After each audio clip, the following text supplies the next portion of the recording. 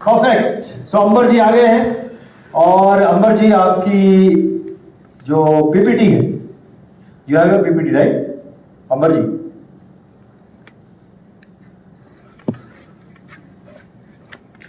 Thank you. दोस्तों नमस्कार। देखिए, रणजीत जी ने कुछ 2-3 बातें की। उन्होंने जो पहला शेर सुनाया उसमें रंग शब्द का जिक्र अगर थोड़ा ज्यादा बार आया होता तो शायद मैं भी उनके साथ ये रक्स यानी कि नृत्य कर पाता, क्योंकि रंजीत भाई मेरे तरीके सेहतमंद लोगों के लिए बिना पेट्रोल के गाड़ी चलाना बड़ा मुश्किल है, नंबर 1। नंबर 2, इन्होंने एक और अच्छी बात कही। इनका कहना था कि अब जो स्पीकर आ रहे हैं वो स्पेशल हैं। स्पेशल शायद उन्होंने इसीलिए कहा क्योंकि मैं वो पहला शख्स हूं जिसे ईमानदारी से अगर कहा जाए तो इस मंच पे खड़े रहने का अधिकार नहीं है। अधिकार इसलिए नहीं है क्योंकि अभी तक इसके पहले आपने सबसे पहले नीरज जी को सुना, स्वयं बड़े कामयाब व्यक्ति हैं। दूसरे आपने मेरे भाई अतुल जी को सुना, वो भी जबरदस्त कामयाब व्यक्ति हैं। और तीसरा आपने जब नवीन सर को सुना, मैं नवीन सर को यहां इस मंच के माध्यम से सलाम प्रेषित करना चाहता हूं। आप जहां भी कहीं यहां बैठे हैं, बार बार ऐसे अमेजिंग, इतने कर्तृत्ववान लोगों को जिन्होंने इस मंच को सुशोभित किया हो, उसके बाद मेरे सरी का एक व्यक्ति जिसने इनमें से कुछ भी नहीं किया। लेकिन एक पुरानी बात आपको बताना चाहता हूं। आप सब लोगों ने हरिवंश राय बच्चन जी का नाम सुना होगा, सुना है? कौन थे? अमिताभ जी के पिताजी। देखिए, अमिताभ बच्चन के पिताजी, ये उनकी दूसरी पहचान है। स्वयं अपने आप में जबरदस्त कवि थे, मां सरस्वती पुत्र थे। और उनकी सबसे प्रसिद्ध कालजयी रचना, अगर आप में से किसी को पता हो, जो बच्चन साहब नहीं रहे उसके बरसों बरस बाद, हितेश भाई देखो ये मैंने आपसे मतलब आप जान सकते हैं कि किसी भी कक्षा का जो सबसे सुप्रीम टैलेंट होता है वो अक्सर बैक बेंचेस पे मिलता है। मतलब अगर आप हितेश भाई को देखेंगे तो मुझे लगता है हम 2 ही लोग थे जिनकी वजह से रणजीत जी को यह कहना पड़ा कि मेडिटेशन में आंखें बंद मत करो। मैं आगे वाली बेंच पे बैठ के आंखें बंद करता था और मेरे भाई हितेश भाई उधर पीछे वाली बेंच पे आंखें बंद करके। लेकिन जब भी मधुशाला का जिक्र आता है नीरज भाई, गुजरात से आए हुए हमारे सारे साथियों की ऊर्जा देखने लायक होती है। तो हितेश भाई आपने बिल्कुल सही कहा। अब मधुशाला में जब हरिवंश राय बच्चन की कृति थी, बड़ी प्रसिद्ध हो गई थी, उन्हें हर जगह इसके पठन के लिए बुलाया जाता था। मैं एक बार हरिवंश राय बच्चन जी की मधुशाला के संबंध में अतुल भाई कहीं कुछ पढ़ रहा था, तब पता पड़ा कि बनारस हिंदू विश्वविद्यालय में ये साहब प्रोफेसर हुआ करते थे और हर आए दिन लोगों की विशेष डिमांड पर इनके मधुशाला का काव्य पाठ रखा जाता था। चूंकि बड़ी किताब थी, बड़ा काव्य ग्रंथ था, तो लगातार ये पढ़ते रहे, बड़ा मुश्किल था।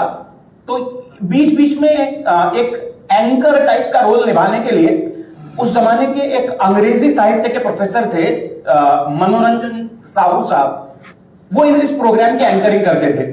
तो मनोरंजन साहू साहब ने बड़ी अच्छी बात कही। उनका यह कहना था, अगर आप सबको पता हो पुराने जमाने में जो ये पान होता है, बालेजा सर, पुराने जमाने में जो पान का बीड़ा होता है, आज तो हम उसकी पैकेजिंग के कई सारे तरीके आ गए। पुराने जमाने में ये पलाश के पत्ते में पैक होता था और जिस किसी विशिष्ट व्यक्ति की पान खाने की इच्छा होती थी तो उसकी दिलचस्पी नीरज भाई होती थी पान में। लेकिन चूंकि पान का पत्ता पैक पलाश में होता था तो मनोरंजन साहू साहब कहते हैं, जो पलाश पान संग पहुंचत राजा हाथ। पलाश के पत्ते की भी किस्मत इतनी खुल जाती थी कि पान की वजह से वो भी राजा के हाथ में पहुंच जाया करता था। मुझसे पहले आपने 3 मधुर पान के पत्तों को सुना पैकेजिंग हमेशा आखिरी में आती है। तो मैं वो पैकेजिंग हूं जो इन पान के पत्तों की वजह से आपके पास पहुंच रहा हूं। दुनिया में दो किस्म के लोग आपको मिलेंगे साहब। अतुल भाई, कुछ लोग होते हैं सूरज के जैसे, जिनकी अपनी खुद की रोशनी होती है। सूरज चमकने के लिए किसी उधारी की रोशनी पर निर्भर नहीं करता। कुछ लोग होते हैं चांद की तरह, जिनका अपना कुछ नहीं होता। उनकी खुशकिस्मती इतनी होती है कि वो किसी ऐसी जगह पाए गए हैं कि सूरज की कुछ रोशनी उनके किसी न किसी हिस्से पे पड़ती है और वो उस सिर्फ रोशनी को परावर्तित करते हुए या रिफ्लेक्ट करते हुए दुनिया का कोई हिस्सा रोशन करते हैं। लेकिन उनकी खुशकिस्मती ज्यादा इसलिए है क्योंकि अगर आप हिंदी शायरों को सुनेंगे तो अक्सर कोई हिंदी शायर आपको यह कहते हुए मिलेगा कि चांद सी महबूबा हो मेरी। लेकिन साहब, सूरज जैसी महबूबा रखने का फायदा क्या जिसकी तरफ आप निगाह उठा के देख भी ना सको।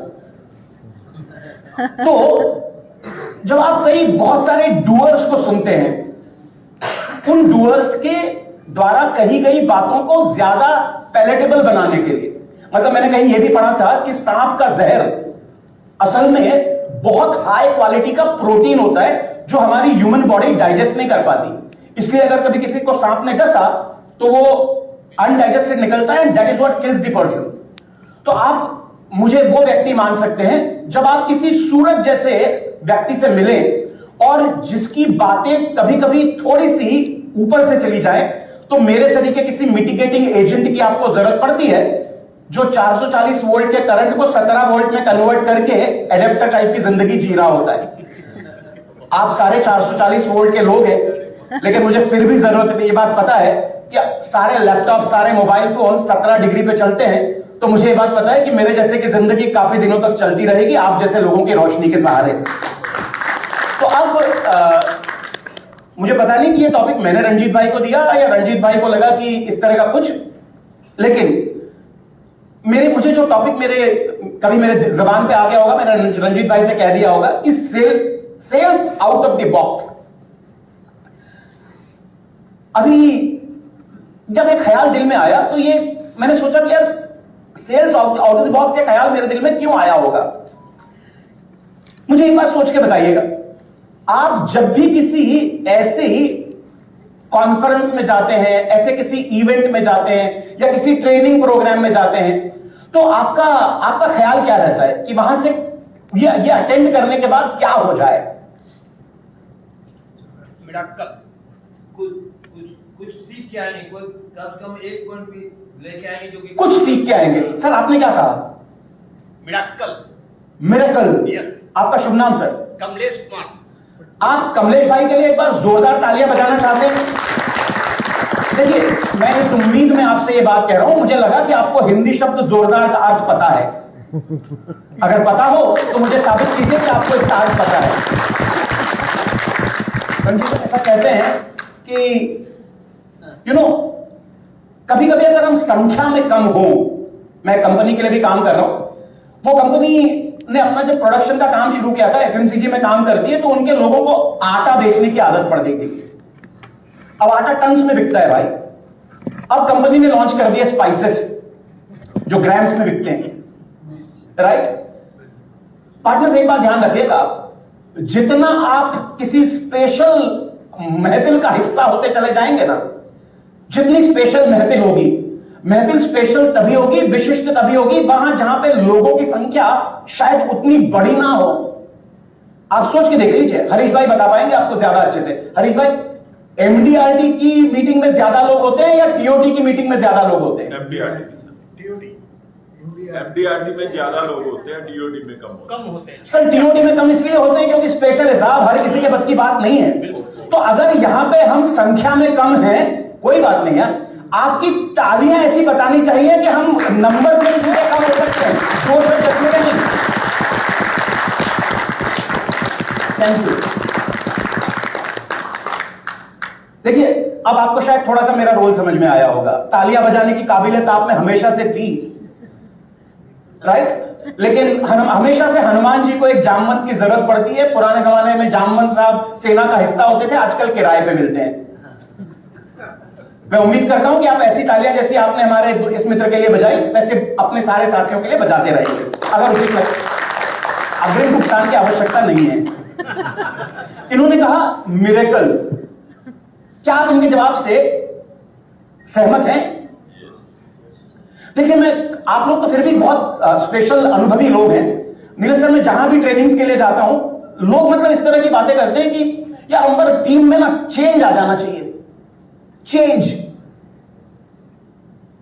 मैं अचानक उनसे पूछता हूं, भाई आप मतलब समझते क्या हो, मैं क्या हूं? मतलब मैं अगर क्या हूं मुझसे कहा जाए तो मैं कहूंगा भाई साहब, किसी भी गाड़ी में एक छोटा सा हिस्सा होता है जो आपके क्रैंक के ऊपर लगता है, स्पार्क प्लग। उसका काम क्या होता है? चिंगारी देना, हाँ या ना? सब वो इग्नाइट कर सकता है। लेकिन अगर आप इस उम्मीद में जिंदगी जीना चाहते हो कि गाड़ी स्पार्क प्लग के भरोसे चल जाएगी, मुश्किल है। रंजीत भाई ने कहा भी, हजारों ख्वाहिशें ऐसी कि हर ख्वाहिश पे दम निकले। तो भाई साहब, स्पार्क प्लग के भरोसे गाड़ी चल नहीं सकती जब तक टंकी में फ्यूल ना हो। आप लोग सारे वो लोग हैं जो जबरदस्त फ्यूल लेके बैठे हैं। इस महफिल की बात नहीं कर रहा हूं, लेकिन अक्सर जहां पे भी जाता हूं तो लोगों की एक ख्वाहिश होती है, यार सर कुछ ऐसा बताओ कि रेडिकल चेंज आ जाए। मतलब लोग ये चाहते हैं कि यार सर मेरी टीम में ना अभी 2 MDRT होते हैं, लेकिन अपनी 70 लोगों की टीम में सर ऐसा कुछ ट्रेनिंग अरेंज करो कि इसमें फिर ना 25 MDRT होने लगे। मैंने कहा भाई साहब, इसके लिए तो मुझे भगवान का अवतार होना पड़ेगा। तो पार्टनर्स देखिए, out of the box basically मतलब ये है, मैं जो आज आपसे बात करना चाहता हूं, यार हम सब लोग ना कोई ऐसा आइडिया कई बार चाहते हैं जो हमारी जिंदगी बदल दे। यहां पे बहुत सारे लोग ये बात कर रहे हैं कि यार एक आइडिया हमें ऐसा मिल जाए जो जिंदगी बदल दे। देखिए, मेरा यकीन मानिए, आइडिया कोई भी, for an idea to work, somebody has to work on the idea. Agree or disagree? So, partners, what I want to tell, देखो basic fundamental चीज है यार, there is nothing like a box. Out of box या in the box, there is no box. अगर आप Tim Grover नाम के एक साहब को पढ़ेंगे जिन्होंने एक बहुत ही अमेजिंग किताब लिखी है, रिलेंटलेस। अभी मैंने जब नवीन सर को सुना तो ऐसा लगा कि उनके और टिम ग्रोवर साहब के ख्याल बहुत मिलते हैं। टिम ग्रोवर साहब का यह कहना है, भाई don't think. What is mental toughness? Just don't think. The mental toughness is don't think, just go and do that what you know you don't. तुमको पता है यार करना क्या है। अभी आप सोच के बताओ, कोई रणजी ट्रॉफी क्रिकेटर को ये बता सकता है क्या कि भाई बैटिंग कैसे करनी है? तुम्हें पता है यार, just go and do it. There is nothing like box. लेकिन हाँ, अगर हम चाहते हैं कि जिंदगी में कोई बड़ा परिवर्तन आए तो ऐसे कौन सी कुछ चीजें करनी होती हैं जो बड़े परिवर्तन में शायद हमें मदद करें। जैसे मैं आपसे कह रहा हूं, इसमें से मेरा कुछ भी नहीं है। ट्रेनर लोग कबाड़ियों की तरह होते हैं, जहां से जो मिला लिया और जहां जो बिका वो दे दिया। तो मेरी जिंदगी ने मुझे बहुत सारे कामयाब लोगों से मिलने का मौका दिया है, और उन तमाम कामयाब लोगों से जो मैंने सीखा है वो मैं आपके सामने रख रहा हूं। साहिब लुधियानवी साहब का एक बड़ा शेर है, वो कहते हैं कि दुनिया ने तजुर्बा तो हवादिस की शक्ल में, यानी दुनिया ने तजुर्बे और हादसों की शक्ल में, दुनिया ने तजुर्बा तो हवादिस की शक्ल में जो भी मुझे दिया है वो लौटा रहा हूं मैं। अगर आपको अच्छा लगे तो आप तालियां उनके लिए प्रेषित कीजिएगा जिनके माध्यम से मैंने ये सीखा है। अगर मेरी बातों में कहीं कोई कमी बेशी रह जाए तो आप समझ सकते हैं कि सुपर कंडक्टर टाइप की चीज इंसानों में नहीं होती। शायद हो सकता है उन कामयाब लोगों से जो मैंने सीखा मैं उतने इफेक्टिवली आप तक नहीं पहुंचा पाया। क्या मुझे इजाजत है आगे चलने की? शुक्रिया साहब। जैसे मैंने कहा कि कॉमनली ट्रेनिंग से लोगों की ये अपेक्षाएं होती हैं, कुछ सडनली बदल जाए। देखिए, इंपॉर्टेंट बात यह है, अगर कोई बड़ा सक्सेस अचीव करना है तो आप में से कितने लोगों को लगता है कि बड़े बदलाव की जरूरत है? कितने लोगों को लगता है बड़ा बदलाव? ओके, देखिए वैसे मेरी हैसियत नहीं है कि मैं हरीश भाई से मुख्तलिफ कोई ख्याल रखूं, बहुत बड़े आदमी हैं, लेकिन हरीश भाई यहां पे मेरा ख्याल आपसे जुदा थोड़ा सा इसलिए है क्योंकि मुझे ऐसा लगता है कि कुछ फंडामेंटल चीजें कभी बदल ही नहीं सकती, कभी नहीं बदल सकती। Sir agree disagree?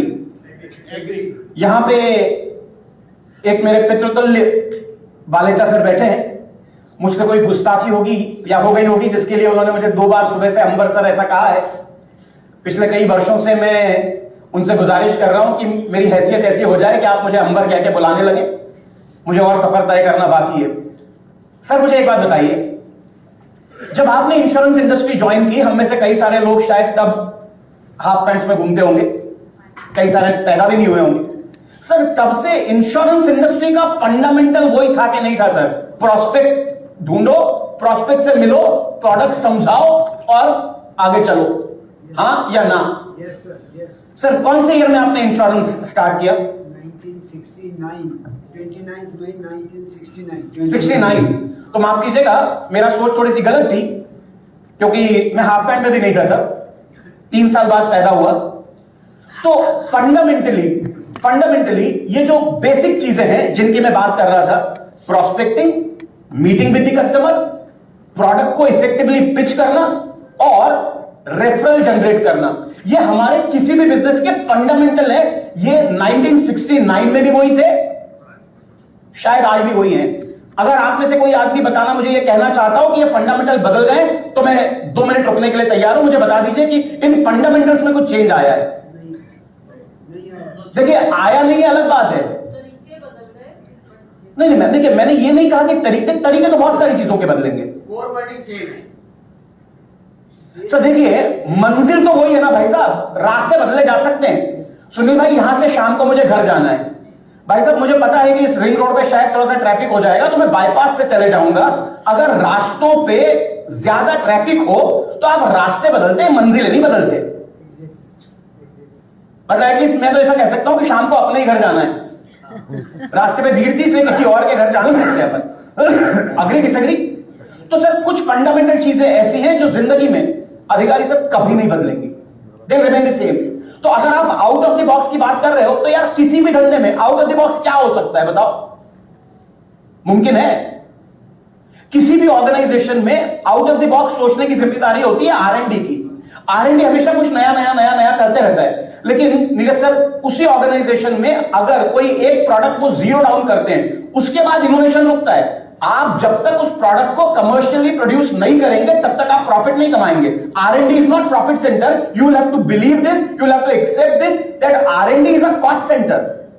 R&D से आप कमाते नहीं हो, R&D तो खर्चा करने वाली चीज है। तुल भाई, R&D ने जब कोई नया प्रोडक्ट डेवलप किया, उस प्रोडक्ट को जब तक आप कमर्शियली प्रोड्यूस नहीं करेंगे, और कमर्शियल प्रोडक्शन कभी भी आउट ऑफ द बॉक्स नहीं होगा। कमर्शियल प्रोडक्शन होगा एकदम, या तो आपका लाइन होगा या बैच होगा, लेकिन कमर्शियल प्रोडक्शन में आप रोज कुछ नया नहीं कर सकते। Agree disagree? अभी देखिए हमारे मानवीय मस्तिष्क की एक बड़ी समस्या है, हमें हर दिन कुछ नया चाहिए होता है, कुछ नया, कुछ एक्साइटिंग। और अगर आप विराट कोहली साहब का इंटरव्यू पढ़े कुछ सालों पहले, जब उन्होंने 1 साल में 6 डबल सेंचुरी मारी थी टेस्ट मैच में, किसी ने उनसे पूछा कि यार आपकी कामयाबी का राज क्या है? तो उनका कहना था, मेरी कामयाबी का राज है the boring routine. I eat bore, I think bore, I live bore, absolutely boring. अब आप ये सोच के देखिएगा, अगर हर रोज हमें कुछ नया एक्साइटिंग चाहिए तो शायद एक्साइटमेंट मिलेगी, कामयाबी नहीं मिलेगी। तो जब आप out of the box thinking की बात करते हैं, सेल्स में क्या ऐसी चीजें हैं जिनमें हम कुछ आउट ऑफ द बॉक्स कर सकते हैं? मैम ने कहा मंजिलें वही हैं, रास्ते बदल गए। अग्री? कुछ आउट ऑफ द बॉक्स रास्तों के बारे में बातें की जाए। देखिए सबसे पहले एक आगे आप तक नहीं पहुंच रही थी सर ये माइक शायद। ओके, एक साहब है वो कहते हैं कि गीत तो मैं भी गा सकता हूं मगर आवाज बेवफा है। देखो ये साज बेवफा है सर आपका सर।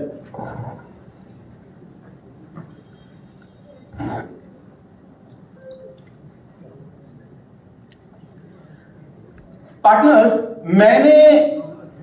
अगर मैं सेल्स की बातें करूं, क्योंकि sales out of the box के बारे में हम बात कर रहे हैं, मैंने अक्सर एक बात देखी है, अगर कोई व्यक्ति कुछ आउट ऑफ द बॉक्स करना चाहता है तो सबसे पहले the journey of this transformation it has to begin from with in,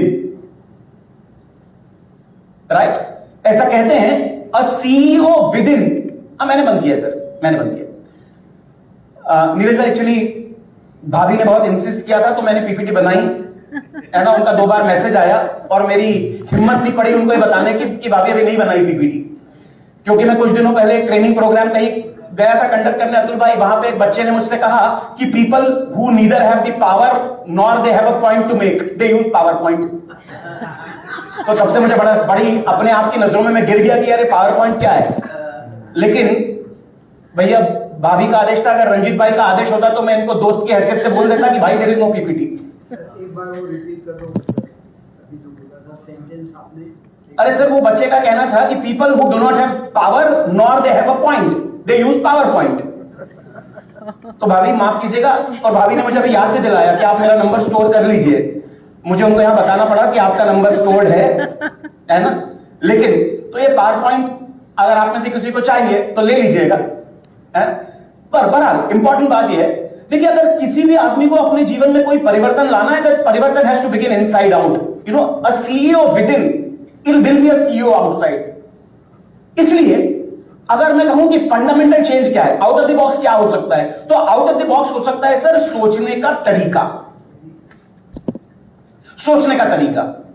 मुझे बताइए हम में से कितने लोगों के साथ ऐसा कभी ना कभी हुआ है कि हम किसी कॉन्फ्रेंस में आए, सरिता मैम हमने कई सारे नोट्स लिए और उन नोट्स में 4 चीजों को तो हम हाईलाइट करके गए थे कि यार ये 4 चीजें जाने के बाद करनी ही करनी है। मगर हुआ क्या?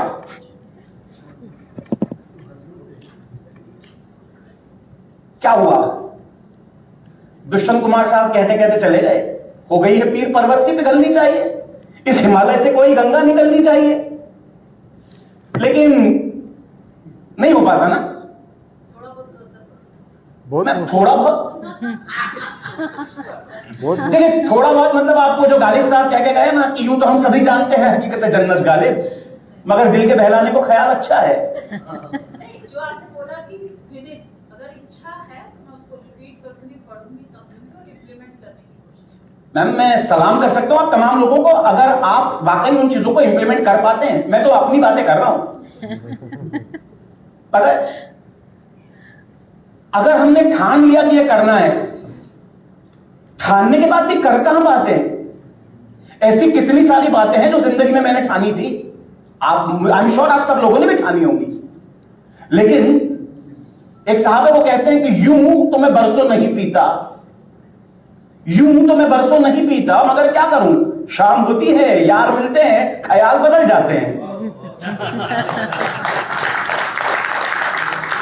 भैया मैं बांसुरी वादन का शौकीन हूं, मेरे पिताजी भी सिगरेट पिया करते थे, मां उनको बोलती थी छोड़ दो, पिताजी कहते थे सुनो तुम्हारे लिए बड़ा आसान है बोलना छोड़ दो क्योंकि तुम नहीं पीती, 6 महीने पियो उसके बाद छोड़ने की बात करो। लेकिन मैं आपको सूचित करना चाहता हूं, मैं आपको यह सूचित करना चाहता हूं सर, सिगरेट छोड़ने की सबसे ज्यादा ख्वाहिश सिगरेट पीने वालों को ही होती है, ये अलग बातें नहीं कर पाते। तो मैं आपसे कह रहा हूं कि हम यार बहुत सारी चीजें अपनी जिंदगी में एक्चुअली बदलाव करना चाहते भी हैं, 4 कदम चलते भी हैं, लेकिन फिर कुछ ऐसी चीज हो जाती है कि ये जो बदलाव है ना ये आ नहीं पाता। क्या वजह है भाई साहब? इसकी बड़ी वजह सिर्फ एक है, सिंपल सी बात। अतुल भाई जब भी कोई बहुत बड़ा बदलाव करने की जरूरत होती है ना वो हम कर लेते हैं, छोटा बदलाव बड़ा मुश्किल है। Should I repeat? जब भी कोई बड़ा बदलाव करने की जरूरत होती है ना हम कर लेते हैं, अगर छोटा बदलाव करना हो तो करना मुश्किल है। क्या आप मानते हैं या मैं इसके लिए कुछ एग्जांपल्स दूं?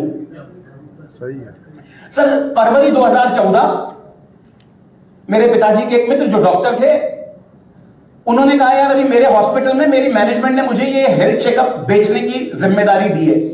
भाई साहब मैं सेल्समैन नहीं हूं, तो ये 18,000 रुपए का हेल्थ चेकअप आपको करवाना है, आप करवाओ, अच्छा ना करवाओ आपकी मर्जी, 18,000 रुपए दे दो। पिताजी के मित्र पितृतुल्य, आज्ञा का पालन करना है। अतुल भाई करवाने गया, उसमें एक सीटी एंजियोग्राफी नाम की टेस्ट थी, सीटी। पता पड़ा मेरा कैल्शियम स्कोर बहुत आया है, अपने को तो पता ही नहीं था कैल्शियम स्कोर होता क्या है। उन्होंने कहा भाई साहब आपका जितना कैल्सिफिकेशन हो गया आपको एक कन्वेंशनल एंजियोग्राफी करानी चाहिए। कन्वेंशनल एंजियोग्राफी कराने गए, कन्वेंशनल एंजियोग्राफी का जब रिपोर्ट आया तो मेरे कार्डियोलॉजिस्ट जो मुझे बोलते हैं कि तुम्हें पता है कैसा रिपोर्ट है तुम्हारा? मैंने कहा साहब बचपन से लेकर जवानी तक खूबसूरत रिपोर्ट देखने की आदत नहीं है ज्यादा। पिताजी के बजाय बड़े भाई से साइन करवाने वाला आदमी हूं, तो आप मुझे बता दो कि रिपोर्ट में क्या है। तो उनका कहना था कि आपको टीवीडी है। टीवीडी का मतलब होता है ट्रिपल वेस्कुलर डिसीज, आपकी तीनों आर्टरीज ब्लॉक है। मैंने कहा ठीक है। फिर मैंने उनसे पूछा अच्छा वो सब ठीक है, मैं कल पूना जाना है ट्रेनिंग के लिए, जा सकता हूं? तो मुझे बोलते बड़े अजीब आदमी हो यार तुम, तुम्हारी रिपोर्ट मेरी अगर तुम्हारी जैसी रिपोर्ट होती तो मैं रोता। तो मैंने कहा सर एक काम करो ना, आपकी ख्वाहिश है तो मेरे बदले आप रो, मैं कल पूना जाकर ट्रेनिंग कर लूं। उसके बाद जब उन्होंने मुझे कहा कि भाई साहब लेकिन जिंदगी की अगर पारी लंबी खेलना चाहते हो तो चेंज करो अपने आप को। उसके 3 महीने बाद जब वापस गया तो he said love you my dear, your all parameters have changed, I am so happy for you. वापस आते आते मैंने रिश्वा से कहा कि यार चल आज सिद्धांत ने अपने को बोल दिया है तो we'll have a party. We went to mainland China, had some good food. और उसके हर 6 महीने बाद ऐसा होता है that my parameters go bad, after those 6 months my parameter again come back. But वो कंसिस्टेंटली गुड पैरामीटर इसलिए नहीं आते क्योंकि जब आपको समझ में आ जाता है ना कि भैया इसके आगे अगर जो है वो पारी लड़खड़ाने वाली है तो आदमी समझ जाता है। ईमानदारी की बात यह है that any massive change it needs 3 simple things. Success is never complicated, it is simple but not easy. यार करना क्या है, नए लोगों से मिलना ही तो है। सर प्रोस्पेक्टिंग मतलब क्या, मुझे बताइए ना। प्रोस्पेक्टिंग मतलब यही है ना कि नए लोगों से मिलते हैं, हां या ना? नए लोगों से मिलते हैं, उनको अपनी बात समझाते हैं, जिसको अच्छा लगा ग्रेट, जिसको नहीं अच्छा लगा ग्रेट, कोई बात नहीं। आप उससे अलग कुछ कर सकते हो क्या? आज तक ऐसा मुझे लगता नहीं कोई सेल्समैन पैदा हुआ है जिसका 100% कन्वर्जन रेशो हो। अगर किसी का कन्वर्जन रेशो 100% है इसका मतलब वो कम लोगों से मिल रहा है। करेक्ट? मतलब अगर आप किसी आदमी को बोल रहे हो सर मैंने ना 100% पॉलिसी क्लोज की, पूछ लो भाई कितने से मिला। अगर आप कम लोगों से मिल रहे हो तो आपका रेशो 100% हो सकता है, लेकिन अदरवाइज जिग जिगलर साहब का भी नहीं था यार, मेहदी फखरजादा साहब का नहीं था, टोनी गॉर्डन साहब का नहीं था, यहां पे बैठे हुए सारे दिग्गजों में से किसी का भी 100% नहीं हो सकता। जिस दिन हो जाए समझ लीजिएगा पुष्पक विमान आने वाला है आपको लेने के लिए, बैकुंठ में जगह मिलेगी। तो यार अगर हम ये देखें ना थॉट प्रोसेस, भाई जिस दिन हम ये तय करेंगे कि आउट ऑफ द बॉक्स का मतलब कुछ भी मैसिव नहीं है यार, वही छोटी छोटी चीजें हैं जो हमें पता है।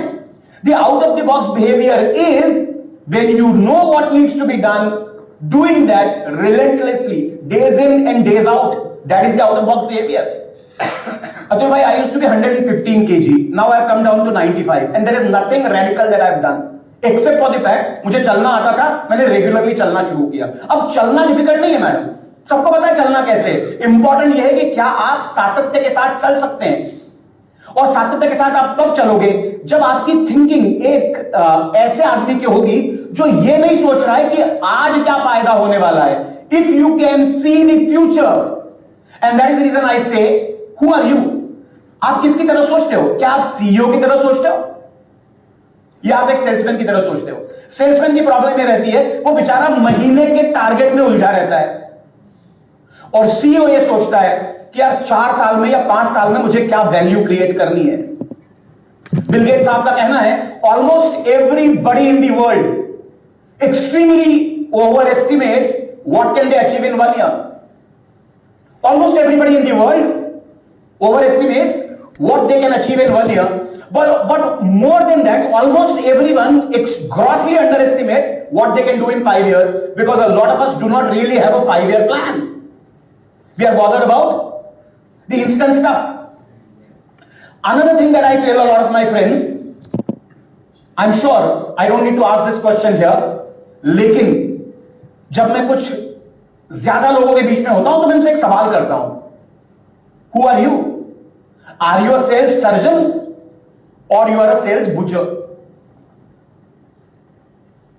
और इसका तरीका सिंपल है भाई साहब, आप एक रोल प्ले कर लीजिए, किसी भी आदमी को बिठाइए कि साहब ये आपके प्रोस्पेक्ट हैं, आप सेल्स पर्सन हो, इनसे बात कीजिए। जितनी जल्दी आदमी ने ये चीज अपने जबान पे ले आया कि सर हमारी कंपनी ने एक नया प्लान लाया है, वो सेल्स बुचर हो गया। क्योंकि किसी आदमी को आपके प्लान में इंटरेस्ट ही नहीं है partners, plans don't sell, the solutions do. और अगर आप सॉल्यूशन की बात कर रहे हो तो जब तक किसी आदमी को प्रॉब्लम का रियलाइजेशन नहीं है तब तक सॉल्यूशन का इंपॉर्टेंस कहां है? मुझे बताइए आप लोग में से कितने के साथ ऐसा हुआ है कभी कि आपके बालेश्वर सर के बगल में जो साहब बैठे हैं, सर आपका नाम क्या बेटा? राहुल मकवाना सर। बैठ जाओ राहुल। तुमने बड़ी गुस्ताखी की है, पता है? बताओ क्या? अरे बता दो यार, तुम ऊर्जा के स्रोत के सबसे नजदीक बैठ के उबासी मार रहे हो। अरे बेटा सॉरी उनको बोलो, मेरा क्या है? मुझे तो अपने टैलेंट का पूरा आइडिया है। देखो यार, मेरे पास दो चॉइसेस हैं, टॉक टू इंप्रेस और टॉक टू इंप्रूव। क्या चाहते हो मुझसे? कोशिश तो कर लेने दो। ऐसी सभा, ऐसी मजलिस, ऐसी महफिल हर बार नहीं मिलती कि मैं टॉक टू इंप्रेस या टॉक टू इंप्रूव करने की कोशिश कर सकूं। नीरज भाई, कई सारी कॉन्फ्रेंस में लोग 35-35 हजार रुपए देके आते हैं, मेरा सेशन होने के बाद पास में आके बोलते हैं, अंबर सर इस बार आपने शायरी नहीं सुनाई। मैं उनको बोलना चाहता हूं, भाई 35,000 यहां पे दिए, 30 मेरे को दे, आजा मेरे घर, दिन भर तुझे शायरी सुनाऊंगा। मतलब आप सोच रहे हो आदमी के एक्सपेक्टेशंस कितने मिसमैच्ड हैं। मकवाना साहब ऊर्जा बनाए रखें, है ना?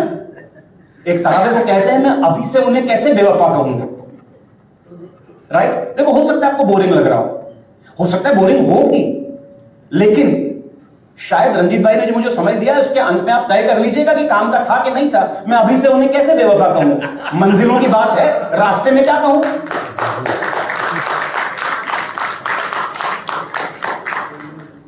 तो मुझे बताने की जरूरत नहीं है। देखिए, आप अगर किसी भी चीज पे कोई बड़ी कामयाबी हासिल करना चाहते हैं, मेरा यकीन मानिएगा, बड़ी कामयाबी हमेशा किसी ना किसी प्रोसेस का रिजल्ट होगा। प्रोसेस का इंपॉर्टेंट बात यह है, क्या हमें प्रोसेस पता नहीं है? सर क्या लगता है आपको, लोगों को प्रोसेस पता नहीं है? सर दुनिया में ऐसा आदमी हो ही नहीं सकता जिसको प्रोसेस पता ना हो। मुझे पता तो था कि चलना है, और कौन सा रॉकेट साइंस था यार, 21 किलो वजन कम करने के लिए रोज चलना ही था। यह भी पता था कि जलेबी खाने से तो नहीं होगा कम। तो मजेदार बात पता है क्या है? दुनिया वालों को यह पता है कि उनकी मंजिल क्या है, दुनिया वालों को यह भी पता है कि उस मंजिल तक पहुंचने का रास्ता क्या है, लेकिन वो ये चाहते हैं कि मेरे बदले कोई और चल ले, या मुझे कोई हेलीकॉप्टर ड्रॉप दे दे वहां तक। ऐसा मुश्किल है। हम सफर मिलती है मंजिल ठोकरे खाने के बाद, रंग लाती है ना पत्थर पे पिस जाने के बाद। पिसना तो पड़ेगा, grind will have to be there. CEOs believe in process, salesman believe in chance. भाई कहीं उड़ के लग गई तो, कहीं से बड़ी पॉलिसी आ गई तो, नो। कोई मुझे बता सकता है प्रोसेस क्या होता है? What do you think is process? यार जल्दी बता दो, समय कम है। सर प्रोसेस का एक सिंपल सा, आपका नाम जान सकता हूं? हरीश सर, प्रोसेस का एक सिंपल सा मतलब यह होता है, anything that can yield predictable results is process. एक बर्तन लिया सर, उसमें आधा कप पानी डाला, आधा कप दूध डाला, 1 चम्मच चाय पत्ती डाली, 1 चम्मच शक्कर डाली, अगर आप शुगर लेते हैं तो थोड़ा सा कूट के अदरक डाल दिया, उबाल लिया, छान लिया, क्या बनेगा? कितने चांसेस हैं कि चाय बनेगी? भाई साहब अगर ये इनपुट डालोगे और ये प्रोसेस फॉलो करोगे, कभी मतलब उम्मीद लगा सकते हो आप, लेकिन मैं लिख के देने के लिए तैयार हूं, बियर नहीं बनेगी, बिस्की नहीं बनेगी, रम नहीं बनेगी, चाय ही बनेगी। ज्यादा उबाल दोगे तो काढ़ा बनेगा। Process change, product change. तो प्रोसेस का सिंपल सा मतलब है यार, आप अगर वो प्रोसेस फॉलो करोगे, दुनिया की कोई ताकत आपको वो परिणाम तक जाने से रोक नहीं सकती। साहब यकीन मानिएगा, उम्मीदें हमारा दामन कभी नहीं छोड़ती। हम ही होते हैं जो जल्दबाजी में उम्मीदें छोड़ देते हैं। जब प्रोसेस यील्ड नहीं करता ना, तो हमारा अचानक प्रोसेस में से क्या उठ जाता है? विश्वास। अभी कुछ दिनों पहले टाटा कंपनी के एक बड़े आदमी थे, टाटा के ग्लोबल ब्रांड हेड थे, हरीश भट्ट साहब। वो बता रहे थे जब टाइटन ने इंडिया में पहली बार 18 कैरेट गोल्ड ज्वेलरी लॉन्च की, तो Titan was a massive failure, but they corrected their mistakes, they did not quit the job, and I am sure all of you will believe Titan to a great extent is one of the most valuable brands Tata has today. Agree, disagree? So this is what I want you to understand, partners. देखो कोई message change करने की जरूरत नहीं है. Start, simplify and sustain. Anything new that you want to start. किसी ने अतुल भाई किसी ने बाबा रामदेव से पूछा कि योगा करने का सबसे सही तरीका क्या है, तो उन्होंने जवाब दिया शुरू करो. यार हम में से कई सारे लोग घर पे इसलिए बैठे रहते हैं कि बाहर गाड़ी कब निकालूंगा गराज से जब आने वाले पूरे 6 सिग्नल ग्रीन दिखे. ऐसे होगा ही नहीं सर. तो just let's follow, you know, believe in the process. Now there is one more thing I want to tell you. हम कहां गड़बड़ कर रहे हैं आप सोच के देखिएगा. अगर मैं आपसे एक बात कहूं, इमेजिन कीजिए आप जहां से मुंबई मैराथन शुरू हो रही है उस स्टार्टिंग पॉइंट पे खड़े हैं. खूब सारे लोग, bibs, short, running shoes, you know, number आगे लगा हुआ. Everybody waiting for the gun shot to be fired. आवाज आएगी, दौड़ेंगे. सर आपका नाम जान सकता हूं? संदीप जी, आपको क्या लगता है उस वक्त जो सारे लोग उस स्टार्टिंग लाइन पे खड़े रहते हैं ऐसे, उनके मन में क्या चल रहा होगा? क्या सोच रहे होंगे वो सारे लोग? फर्स्ट आने के लिए, रेस कंप्लीट करने के लिए. लेकिन मैं आपको बताता हूं साहब, यहां पे जिंदगी का सबसे बड़ा पैराडॉक्स है. लास्ट ईयर मुंबई मैराथन में 56,000 लोगों ने वालेचा सर रजिस्टर किया था. वहां 4 कैटेगरी होती है. फुल मैराथन अगर आप देखोगे तो 42.195 किलोमीटर से पता नहीं कहां से ढूंढ के लाए हैं नंबर. Full marathon 42.195. तो 56,000 लोगों में से only 9,480 people registered for it. यानी जिंदगी की एक और बड़ी हकीकत पता है क्या है अतुल भाई? 84% people are not in the race. भाई साहब, अगर कोई आदमी टीओटी कर नहीं पा रहा है तो वो इसलिए नहीं कर पा रहा है क्योंकि वो सोच ही नहीं रहा. और प्रॉब्लम पता है क्या है? हमारे यहां एमडीआरटी को इतना ग्लोरीफाई कर दिया गया है. देखो यार, मैंने नहीं किया, आई विल, मैंने नहीं किया, लेकिन मुझे बात पता है. मैं किसी कॉन्फ्रेंस में एक बड़ा अच्छे मेरे मित्र हैं, उनसे मिला, नासिक से ही है, नाम नहीं लेना उचित रहेगा. उन्होंने मुझे एक बार बताया कि अंबर जी 10 सालों से लगातार एमडीआरटी कर रहा हूं. मैंने कहा सर 10 साल पहले एमडीआरटी का क्राइटेरिया क्या था? उन्होंने कहा 3,35,000. मैंने कहा अभी क्या है? बोले 7,70,000. मैंने कहा 10 साल में अगर आप डबल कर रहे हैं तो आप काम कर रहे हैं 7.2% पर एनम की दर से ग्रो कर रहे हैं, रूल ऑफ 72. और इन्फ्लेशन अगर 6% का है तो आप सिर्फ 1.2% से ग्रो कर रहे हैं. अगर आप चाहते हैं कि 1.2% की ग्रोथ पे मैं आपको कॉन्ग्रेचुलेट करूं तो मैं और कुछ तो हो सकता हूं, आपका हिचन तक नहीं हो सकता. अनफॉर्चुनेट बात यह रंजीत भाई, हमारे यहां एमडीआरटी, यार आज की तारीख में सर, अभी उन्होंने, जैन सर ने कहा कि मेरा भाई हर आदमी अमेरिका से पढ़ा लिखा नहीं होगा. इंडिया के अच्छे इंजीनियरिंग कॉलेज का पढ़ा लिखा आदमी होगा ना, तो उसकी स्टार्टिंग सैलरी 12 लाख रुपए आराम से होगी. और अगर 12 लाख मिलेगी तो बोलेगा कम है. 25 लाख 24 लाख पे शुरू कर रहे हैं.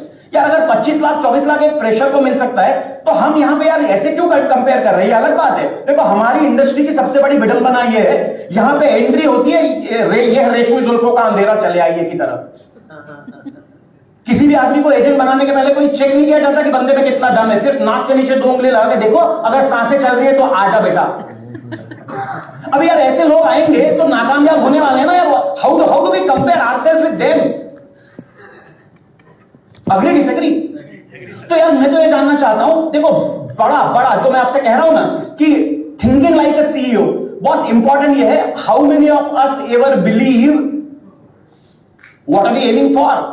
CEO aims for a vision. CEO aims for transformational things. He does not aim for transactional things. अभी हम लोग इंदौर एयरपोर्ट पे थे रंजीत भाई, मेरे साथ मेरे एक परम मित्र है इंदौर के, 15 करोड़ का ईएमएन का म्यूचुअल फंड में खुश थे बड़े. पिताजी के एक मित्र मिले, बैंक ऑफ इंडिया में थे, मिस्टर एससी जैन करके.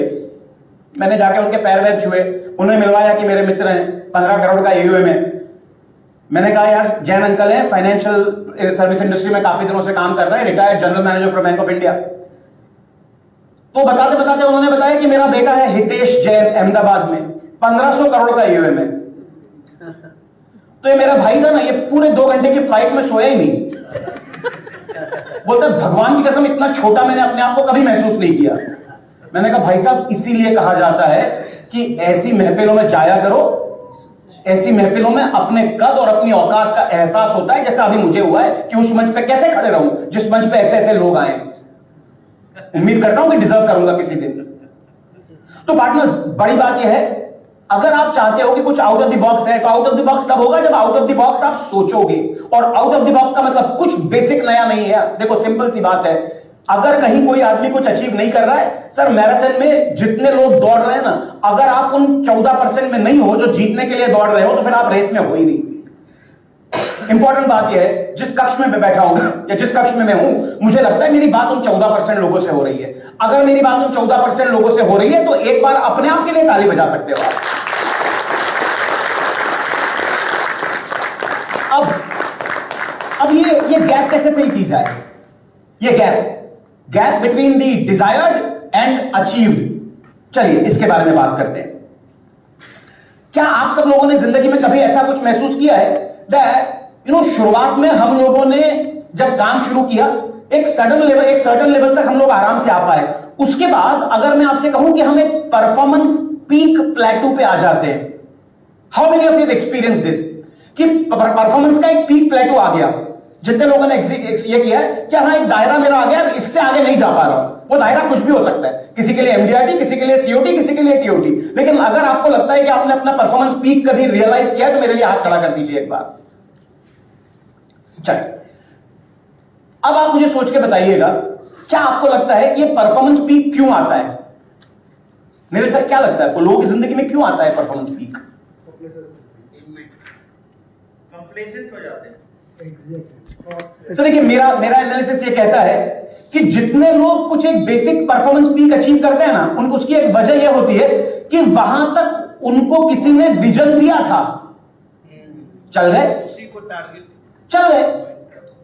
सर आप मुझे सोच के बताइए ना, आपने किसी कंस्ट्रक्शन साइट को देखा है क्या? कंस्ट्रक्शन साइट, वहां पे दो लोग होते हैं काम करने वाले, कौन कौन बताइए मुझे? आर्किटेक्ट और लेबरर। सर ज्यादा मेहनत कौन करते हुए नजर आता है? लेबर। मोटा पैसा कौन लेके जाता है? क्यों भाई?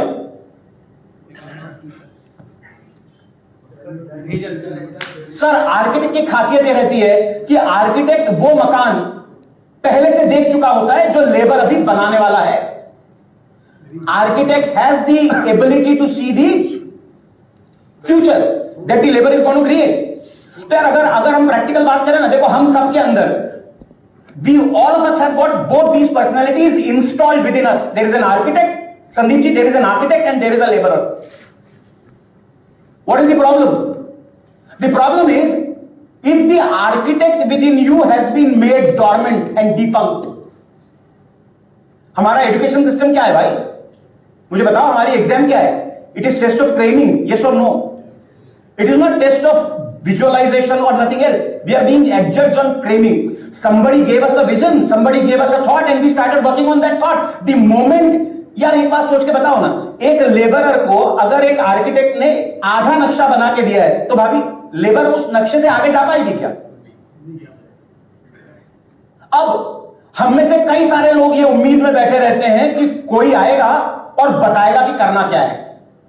एक्सक्यूज मी अतुल भाई, अगर एक आदमी ने एमडीआरटी किया है, तो सर एमडीआरटी करने के लिए भी बीमा ही बेचना है, सीओटी करने के लिए भी बीमा ही बेचना है, टीओटी करने के लिए भी बीमा ही बेचना है। ड्रास्टिकली अलग करना पड़ेगा क्या? ड्रास्टिकली अलग, कि ऐसा तो नहीं हो जाता कि हरीश भाई आपने इतनी बार टीओटी किया है, ऐसा होता है कि आपके पास के लोग घर पे आके बोलते हैं कि नहीं हरीश भाई आज तो आपको पॉलिसी मेरे को करके देना पड़ेगा, घर पे आके कि नहीं आप प्लीज घर मत आओ। नहीं अरे सर आपको कैसे बुला सकता हूं, मैं आया हूं और सर 4 पॉलिसी लेनी पड़ेगी आपको मेरे को कम से कम। ऐसा नहीं है ना सर, हमको भी आगे प्रोस्पेक्ट को जाना ही पड़ता है, करने पड़ते हैं। इंपॉर्टेंट बात यह है यार, जब हम ये सोचने लगते हैं ना कि यार यहां से आगे अगर किसी आदमी की सोच ही खत्म हो गई तो रास्ता खत्म है पार्टनर्स। अब इंपॉर्टेंट बात यह है, देखो यार कुछ चीजें ऐसी हैं जिसके बारे में मैं आपको बता चुका हूं कि जिसमें आप कोई चेंज कर नहीं सकते, जो फंडामेंटल है, जो चेंज हो ही नहीं सकता। लेकिन कुछ चीजें ऐसी है अगर आपने जिनको चेंज नहीं किया तो you will be killed. What are those things? Plan?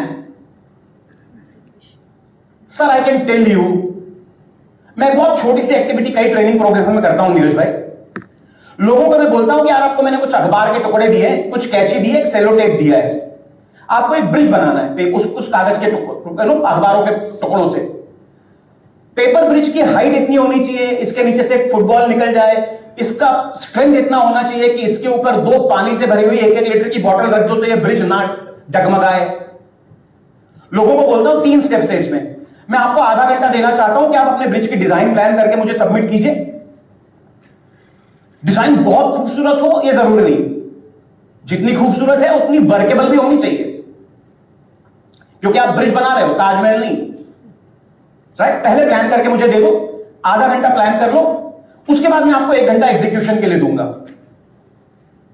कोई टाइम की कंपटीशन नहीं होती हरीश भाई, पर मैं आपको बताऊं मजेदार बात क्या होती है, सारे लोग 10 मिनट के अंदर मेरे पास एक ब्रिज का नक्शा या ब्रिज का डिजाइन बना के ले आते हैं, 10 मिनट में। मैं उनको बोलता हूं कि भैया अरे तुझे आधा घंटा दिया था प्लानिंग के लिए, यूज करना। जल्दी किस बात की है? जल्दी किस बात की है? Execution. I agree, speed is important. How many, I know Balecha sir is an engineer. Other than Balecha sir, any engineer here? Any engineer? Raise hands. Balecha sir, speed और velocity क्या फर्क? हरीश भाई, Prakash ji. I'm Jay. My name is Jay Sharma. So Jay sir, want to salute you. You know what? अगर आप speed से wrong direction में दौड़ रहे हैं तो जहन्नुम तक जल्दी पहुंचने वाले हो. There are a lot of people who believe in sir quick execution. अरे भाई पहले प्लान तो कर ले, लेकिन nobody is willing to plan. Nobody is willing to plan because planning takes. Sir, planning takes thinking, which is the most difficult job. Most difficult. आदमी बोलता है सुनो तुम बोलो यार करना क्या है. भाई मैं क्यों बोलूं करना क्या है? मुझे बताओ दुनिया में कितने ऐसे लोग पैदा हुए हैं जिन्होंने पराए बच्चे से ज्यादा मोहब्बत की. भाई पराई बीवियों की बात नहीं कर रहा हूं, मुझे पराए बच्चों की बात कर रहा हूं. अब्दुल भाई यार अपना बच्चा तो हो. टारगेट पूरे इसीलिए नहीं होते क्योंकि आधे लोगों को जब वो टारगेट की तरफ देखते हैं तो उनको उसमें उनका डेवलपमेंट ऑफिसर का चेहरा, उनके जोनल मैनेजर का चेहरा, न जाने किस किस के चेहरे नजर आते हैं, खुद का नजर ही नहीं आता. यार कोई आदमी आपको आके बोल रहा है कि you can do 500 crores of AUM. अपन भी बोलते हैं कि हाँ sir I am surely going to try. फिर अपन बाद में बोलते हैं साला पागल कुछ भी बोलेगा क्या? अबे जिंदगी जीनी कि नहीं जीनी? यार अगर टारगेट खुद का है ही नहीं तो फिर आप कनेक्ट कहां से बिल्ड करोगे? That is the exact fight. Ma'am हमारे अंदर का लेबर सुपर एक्टिवेटेड है क्योंकि जब हमने नौकरी की तो हमें अंबानी जी सर के किसी आर्किटेक्ट ने हायर किया. हमारा एक बॉस था जो दिन के शुरुआत में हमको प्लान देता था, उतना प्लान करके हम आ जाते थे तो हमको लगता था मिशन एकम्प्लिश्ड. तो हम सब लोग बोरोड विजन पे काम करने वाले लोग हो गए. Borrowed vision. जब तक कोई आदमी हमें लात ना मारे, जब तक, और लात मतलब फिजिकल लात मारने की बात नहीं कर रहा हूं, जब तक कोई आदमी हमें झंझोरे नहीं तब तक हमको लगता है कि यार नहीं. Agree disagree? तो यार प्रोजेक्ट प्लानर्स होते हैं, प्रोजेक्ट एग्जीक्यूटर्स होते हैं. आप तय करो यार हम अपने अंदर के लेबर को कितना यूज कर रहे हैं एक्सटेंसिवली. बट लेबर कितना भी एक्सटेंसिवली काम करे sir, there is a limit to it. बालेका सर आप यहां पे राजेंद्र मेघावत जी को जानते होंगे. अभी उनके दामाद ने, a boy from IIT, sir आपके फोन पे के ऊपर एक sharemarket.in करके आता है. This application was created by this boy 5 years out of the IIT and this application was bought by PhonePe for 400 crores. And that is the beauty of being an architect. उसने idea लाया boss. 20,000 रुपए में software develop करने वाले BE MC आपको मिल जाएंगे. और मैं कितनी सारी IT कंपनी के साथ काम करता हूं, कोई भी आदमी IIT वाले डेवलपर नहीं रख सकता क्योंकि अफोर्ड नहीं कर सकते. सर डेवलपर सारे ऐसे एवरेज लोग हैं जिनके पास लेबर करने की का मादा तो है, और प्रॉब्लम यह है कि उनको लोगों ने सिखा के रखा हुआ है हार्डवर्क. भाई हार्डवर्क करो after you have a plan. Without plan if you are working hard you are only nurturing the labour within you, and that is the in the box thinking. कोई आपको बोलता है, incentive लगाता है, आप दौड़ जाते हो. आप मतलब हमारे मेरी बिरादरी के लोग, सेल्स वाले बिरादरी के लोग, यार why not we have our own plan from within? If that happens, if we be the architect ourselves, the life can change. मैंने जब इंश्योरेंस इंडस्ट्री में ट्रेनर के तौर पे काम करना शुरू किया, वहां 15 साल लगे ट्रेनर से ट्रेनिंग हेड बनने में। हर बार सरिता मैम मेरे दिल में सवाल आता था कि मैं लोगों को यह बोल रहा हूं कि यार तुम कर सकते हो, मैं क्या कर रहा हूं? वही हर महीने की 1 तारीख को मिलने वाला एडिक्शन। जैसे मैंने कहा, आप लोगों से मिलता हूं, हिम्मत बनती है तो एक दिन नौकरी छोड़ दी। किसी ने कहा था कि आपके पास 1 साल का पैसा होना चाहिए, भाई साहब 1 दिन का भी नहीं था। लेकिन सोचा करते हैं यार, कौन सी ऐसी बड़ी जिंदगी लेके आए, पता ही नहीं बकेट लिस्ट में डालने का फायदा क्या। कहां लिखा हुआ है कि पूरी 80 साल की एवरेज लाइफ एक्सपेक्टेंसी हम लोग जीने वाले हैं। तो मैं तो अक्सर लोगों को कहता हूं यार, जो दिल में आए कर डालो, पता नहीं कल है कि नहीं है। फिर मुझे एक बात समझ में आई कि यार क्या जरूरी है कि अगर आप क्रिकेट खेलना चाहो तो आप हमेशा प्लेयर ही बन लो। भैया आपको रियलाइज करना पड़ेगा कि आपकी औकात और आपकी दिलचस्पी किस चीज में है। मुझे समझ में आया हीरो बनना बड़ा दिलफरेब ख्वाब है, बट हर आदमी अनिल कपूर की तरह नहीं हो सकता ना कि 68 में भी जवान दिखे। कुछ बोनी कपूर टाइप के भी होते हैं जो जवानी में भी बूढ़े दिखते हैं। तो मुझे लगा भाई साहब हीरो बनने की तुम्हारी औकात नहीं है, डायरेक्टर बन जाओ। फिर बाद में मुझे एक और बात समझ में आई अतुल भाई कि फायदा डायरेक्टर बनने में और फायदा थोड़ा और ज्यादा तो साला प्रोड्यूसर बनने में, क्योंकि हीरोइन को रोमांस आपको अगर पर्दे पे करना है तो हीरो बनो, असली जिंदगी में करना है तो प्रोड्यूसर बन जाओ। सोचो आप, श्रीदेवी ने ज्यादा काम हनी कपूर के साथ किया, लेकिन ब्याह कर दिया भाई अपनी टाइप की पर्सनैलिटी वाले बोनी कपूर के साथ। कमर थी नहीं कभी, कमर आई था 45 इंच का हमेशा। रानी मुखर्जी ने ज्यादा काम किया शाहरुख खान के साथ, शादी कर ली जूही चावला। ज्यादा काम किया आमिर खान के साथ, शादी कर ली जय मेहता के साथ। तो मैं आपको सीधे बताना चाहता हूं यार, आप लेबरर भाई, देखो hero is a labourer, the architect is the producer director. आप लोगों से पूछो, लोग आपको बिल्कुल अंधे की तरह बताएंगे दीवार अमिताभ बच्चन की फिल्म थी। मैं उनको बोलता हूं नहीं थी भाई साहब, यश चोपड़ा की थी। What is your choice? Do you want to be Amitabh Bachchan? Yes, you will get more limelight. But do you really want to be the Yash Chopra of your own life? You need to decide. देखो labour जरूरी है, लेकिन labour functionally optimise तभी होगी जब उसके पास एक architect होगा। And becoming an architect is thinking out of the box. I know planning takes time, I agree, planning takes long time, execution takes longer, and the result takes the longest time. Are we really willing to do that?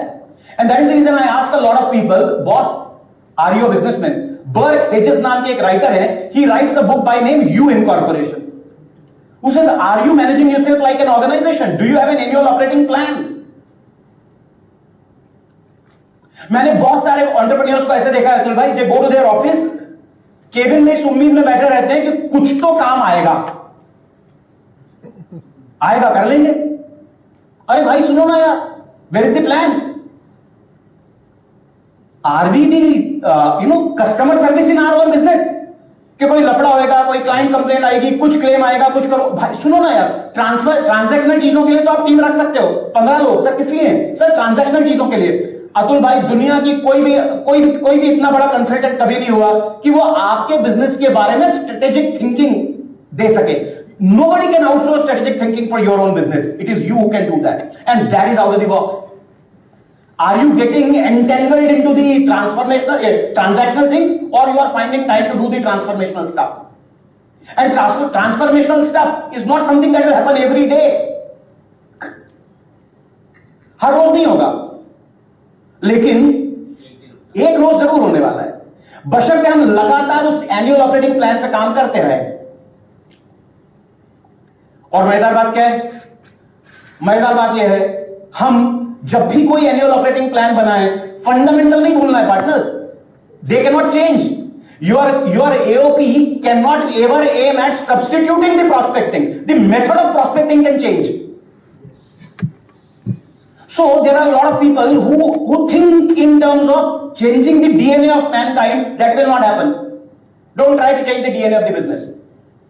अभी एक ऐसा interesting चीज हुई, एक company ने कुछ इंदौर के आसपास के बिजनेस ओनर्स के लिए एक मीटिंग ऑर्गेनाइज की।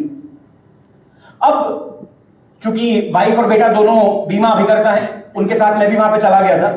मैंने देखा संदीप जी कि वो जब बिजनेस ओनर्स को बता रहे थे तो कई सारे बिजनेस ओनर्स ने वहां पे उठ के बोलना शुरू किया कि अरे यार सुनो ना, ओ भैया यार, जो आदमी पैसा कमाना जानता है ना वो अपना पैसा मैनेज करना भी जानता है। Was he wrong? No, he wasn't wrong Sunil भाई। सुनील भाई देखो एक बात समझिए, वसीम बरेलवी साहब कहते हैं कौन सी बात किस वक्त किस तरीके से कही जाती है, इस बात का सलीका हो तो हर एक बात सुनी जाती है। अगर आप प्रोफेसर डेनियल कैनमैन को सुनेंगे तो वो कहते हैं you know how do you show it.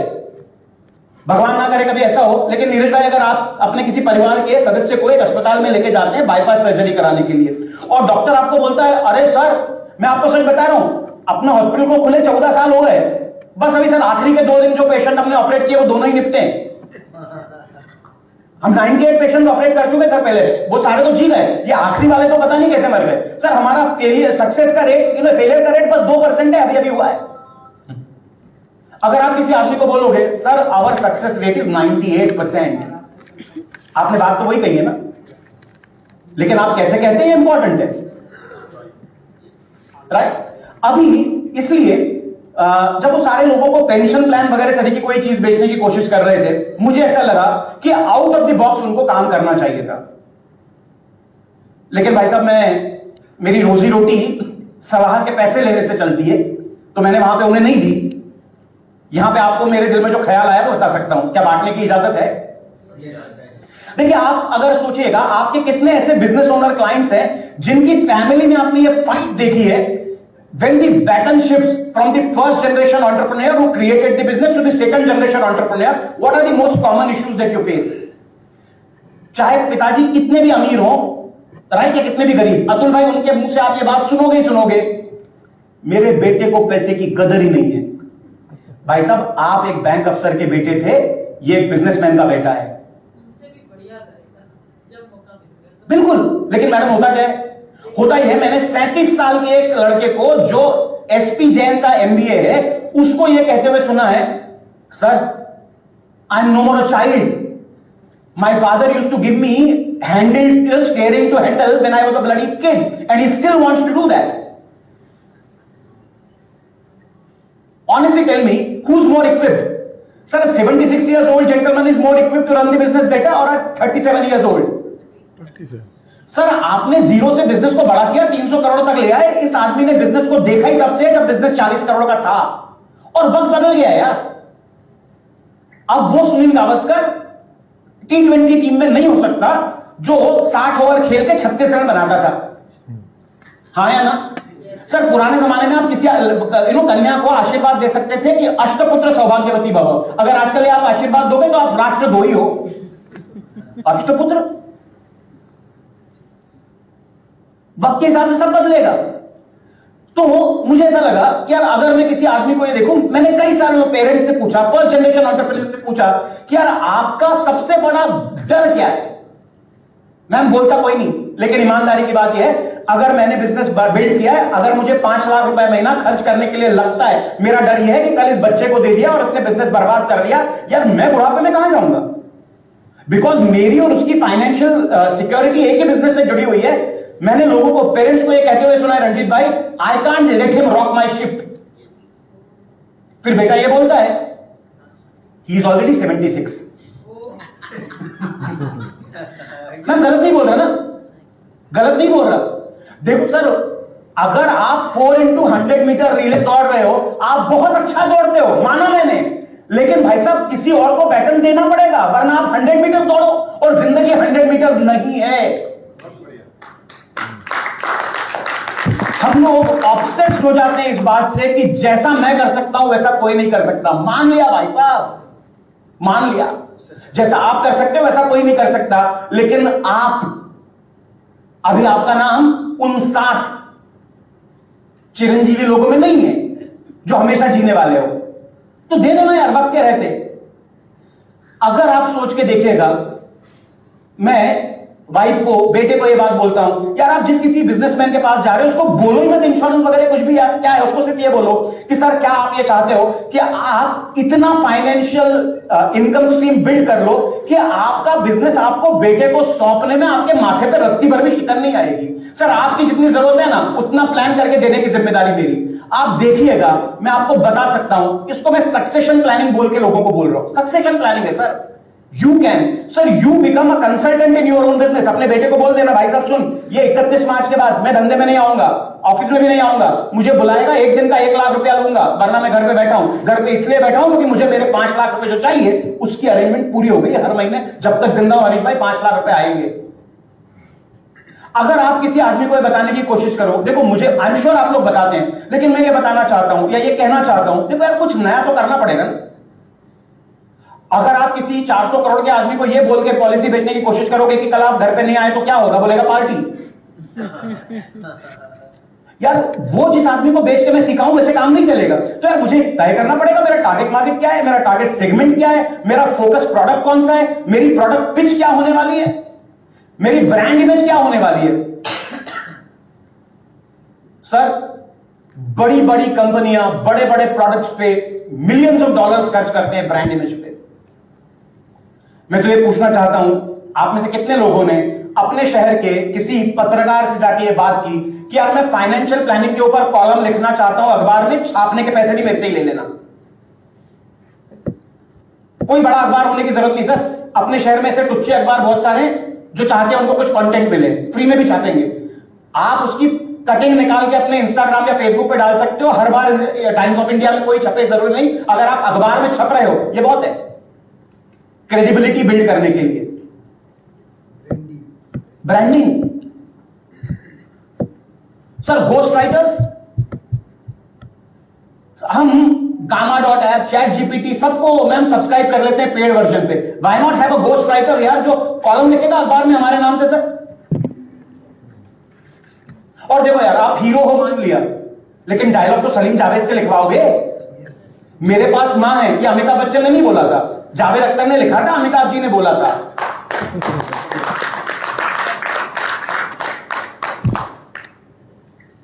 और अगर ये होगा तो फायदा पता है क्या होगा, जब आपके पास कोई विजन होगा ना तो आपको जो एग्जीक्यूशन है वो एग्जीक्यूशन आपको बैनल, कॉमन प्लेस, रूटीन नहीं लगेगा। और जब हमें पता होगा कि यार ये मेहनत ना किसी मंजिल को प्राप्त करने के लिए की जा रही है, तो आप थक नहीं सकते सर मंजिल की प्राप्ति के पहले। अगर कोई मंजिल है ही नहीं नजर में, थकावट तय है।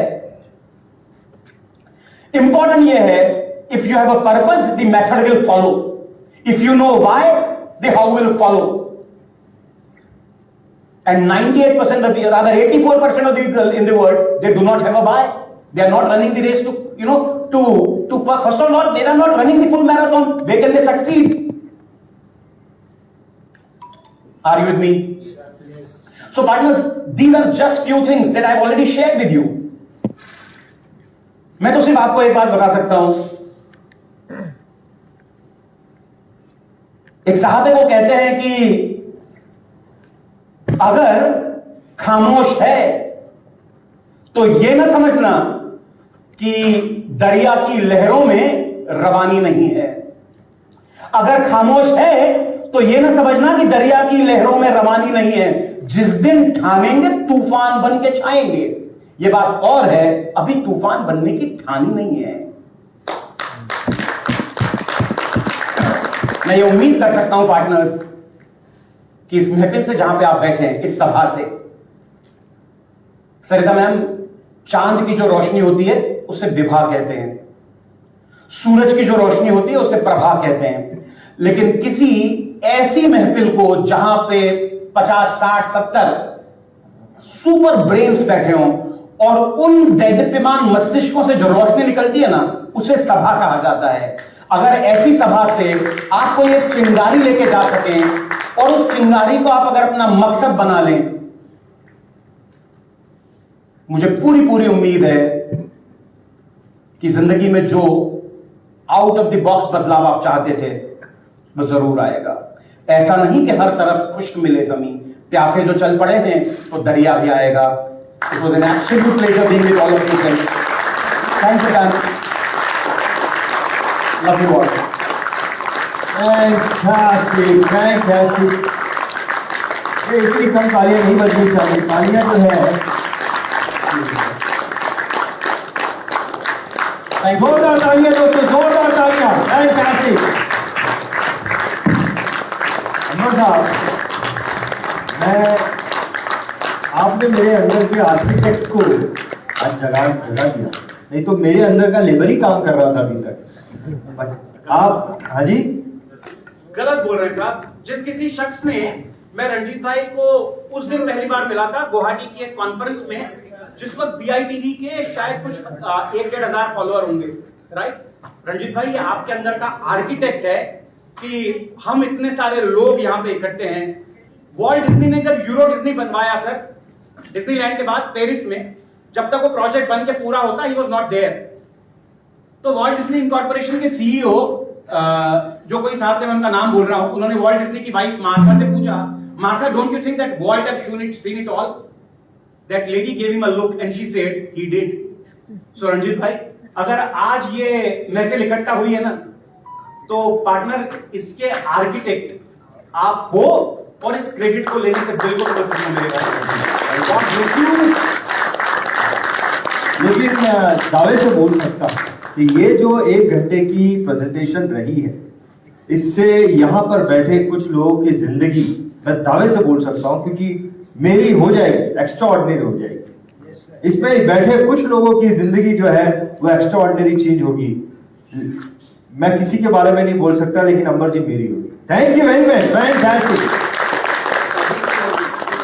सभी की फैंटास्टिक। सो सरिता मैडम, मैं आपको इनवाइट करूंगा, और उमा देसाई जी आपको आमंत्रित करूंगा। Please come here. Amar ji को one second. Uma Desai ji please come here. Sarita ji please come here. One second.